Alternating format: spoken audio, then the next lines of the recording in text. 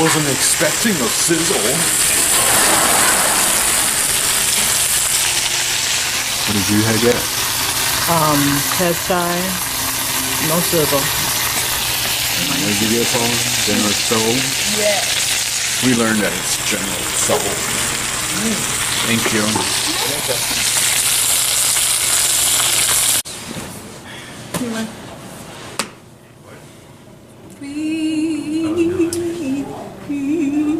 Oh, we got your weed. Oh, I told her we forgot it. You told her we forgot. It's in the back. What? Robert. Mr. Robert.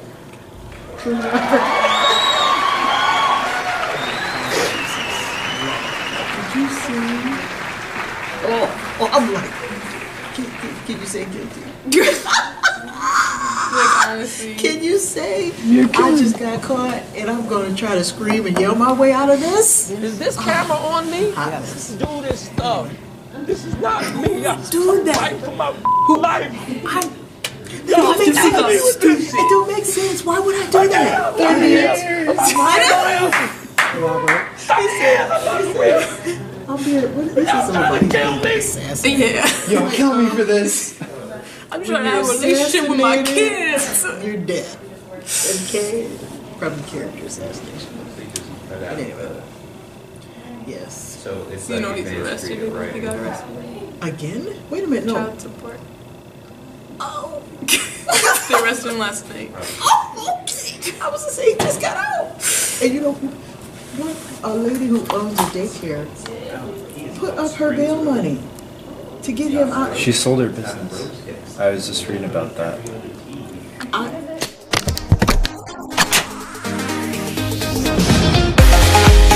Good morning. We're warping to day 2.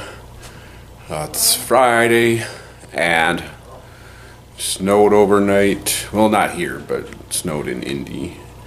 And getting ready to go to the morning sessions. Last night I was a little tired, a little fatigued from the drive and such. But after sleeping about 4 hours, I'm refreshed and ready to go for today.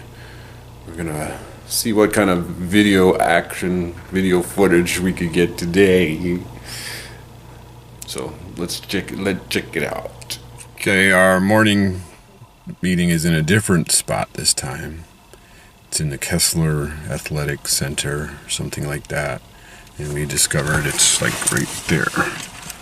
So we're gonna try to find where we're supposed to be. Try to get a little bit more footage. Is there something? Oh, It's okay. I wonder if there's something going on and they need this parking lot. Why? Well, I mean, it would say don't park here. true that. All right, let's check it out. Let's check it out. Let's check this out. It's a little bit chilly here. It's 29 degrees, but it's a lot warmer than Minnesota. And I hear they're talking about 5 to 10 inches of snow, and we're going to be driving through that. Not looking forward to that. There's a little bit of snowflakes falling right now here.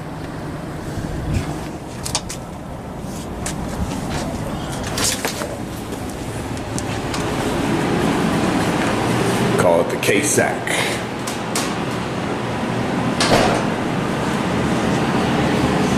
Can't get in?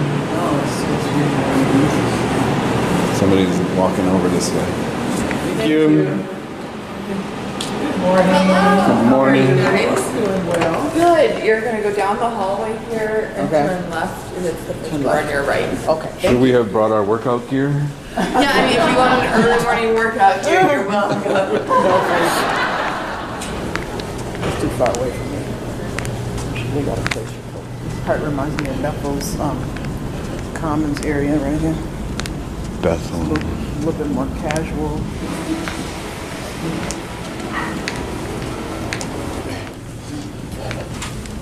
There you go. Good morning. Good morning. How are you doing? Come on in, I'm doing well. Good to see you. Good morning. Glad you're here. Glad we made it.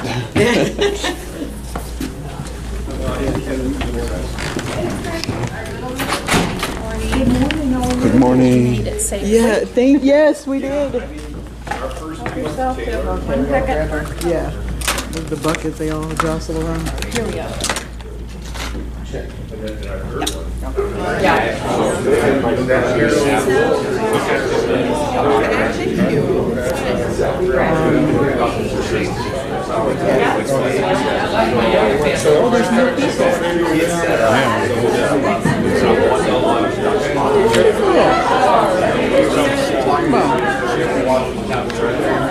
This is someone that you need to meet here. Let me introduce you. And sometimes you walk into a room and there's something going on. And as a pastor for almost 30 years, the pastor hat goes on when you're sensing that there's more to this story. Someone just told you a little bit of the story. And so yesterday afternoon, as I walked into our Calling and Career Center, and I'm meeting one person, they immediately said, "Now, Greg, you haven't met," and they turned around to introduce me to a student.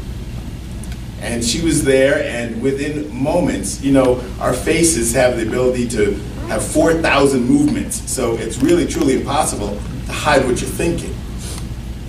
So I'm looking at this young lady's face, and I realize there is a very serious problem happening.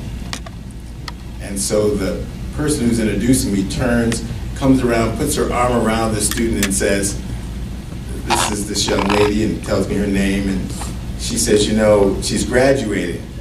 She's from Rwanda, but her mother just was denied a visa. She's not going to be able to be here at the graduation." So in that moment, as these words are being said out loud, which I think had already been said out loud prior to me walking into this kind of seconds, everyone in the room just moved from where they were. People came out of side offices. It was just this beautiful moment that everyone knew what we need to do right now is just gather around this young lady and encourage her. Her mother can't be here, but we can.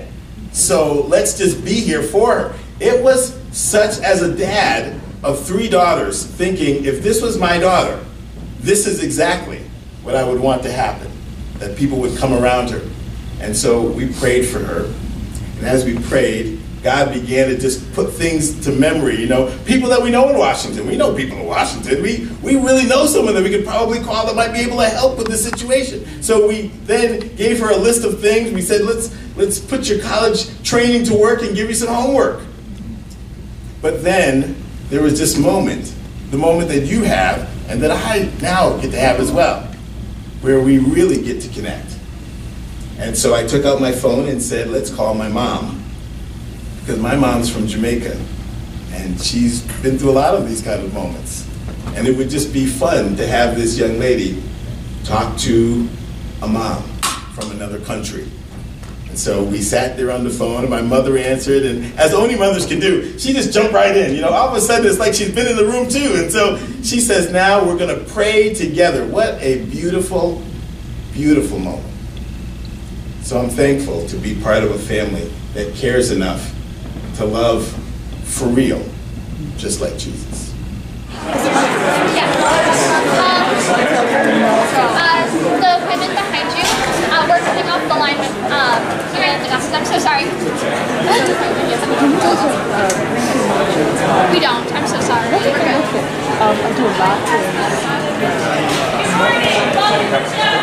They are before the throne of God, and serve him day and night in his temple. And he who sits on the throne will shelter them with his presence.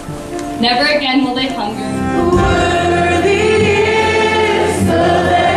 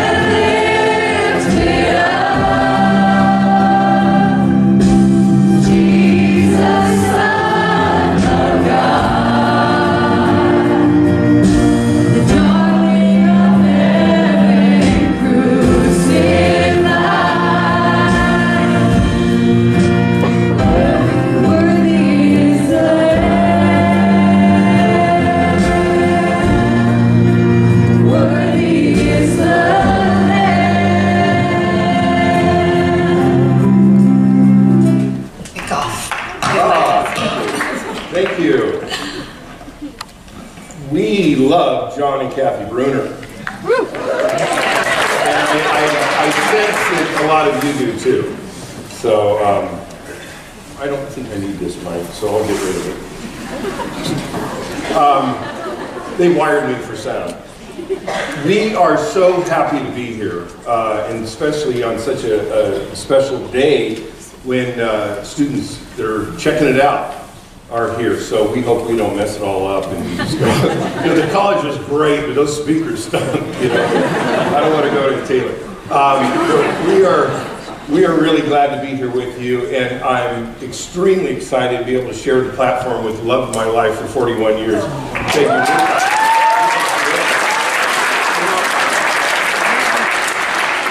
When I was a little kid, I saw a show that probably a lot of you have never even heard of called The Dick Van Dyke Show. Oh, you guys must have Nickelodeon or something. I saw that show, and if you're not familiar with it, Dick Van Dyke plays Rob Petrie, who is a comedy writer on the Alan Brady TV show by day, and by night he goes home to his perky brunette wife and his precocious little boy, and they live in a you know, with crazy kooky neighbors, and that's his suburban family life. But I saw that as a little kid, and I thought, that's the aspirations of everything I want to do in my life. And God has been so good to me and gracious to me. I spent, as John said, I spent many years in comedy. I spent many years in television. And God connected me to this perky brunette wife that we've been married for almost 41 years. So, I mean, the Lord is good.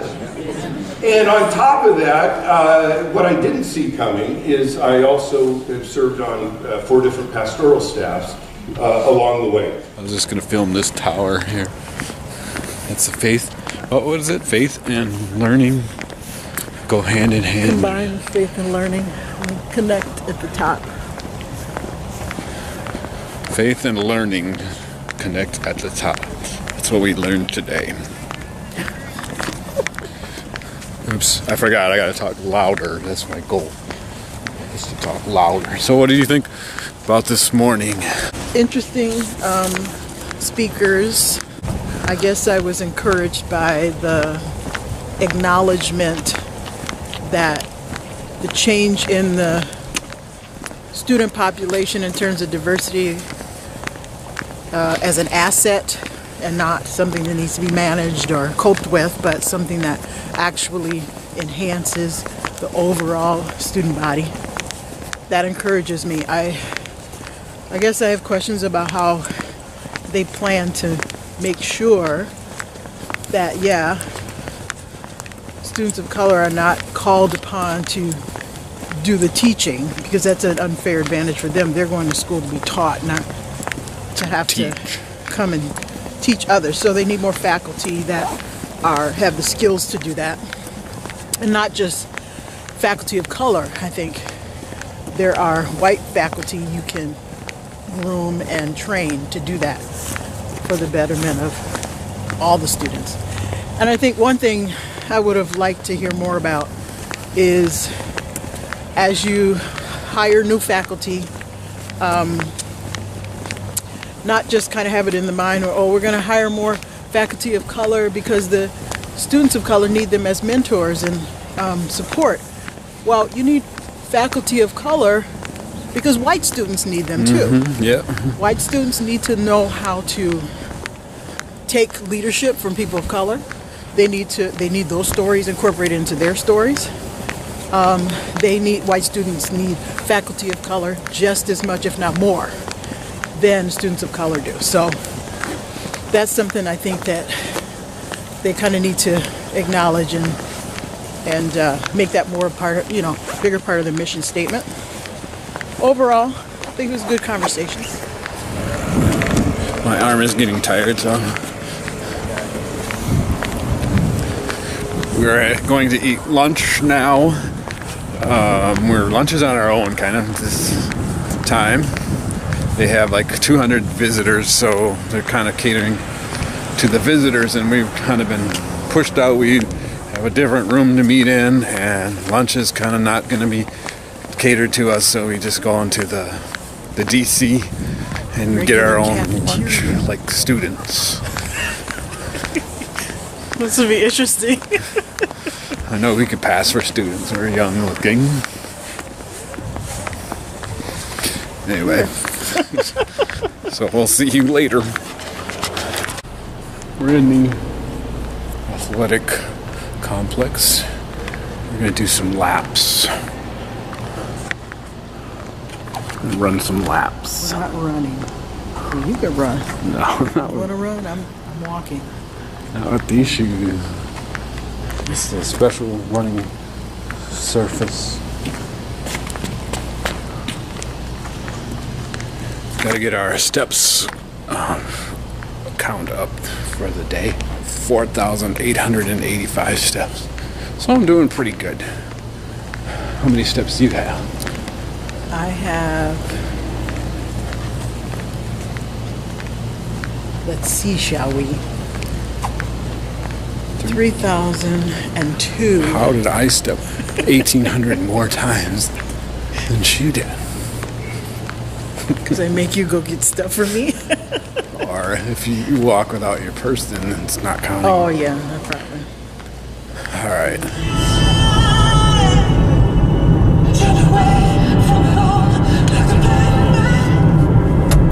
Like a black man.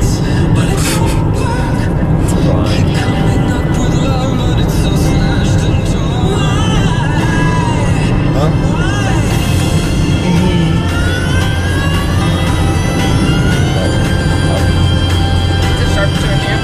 And then another one right after it. The other leg. This is how we go to church. I don't know how to get here from here, so yes, I think you know that.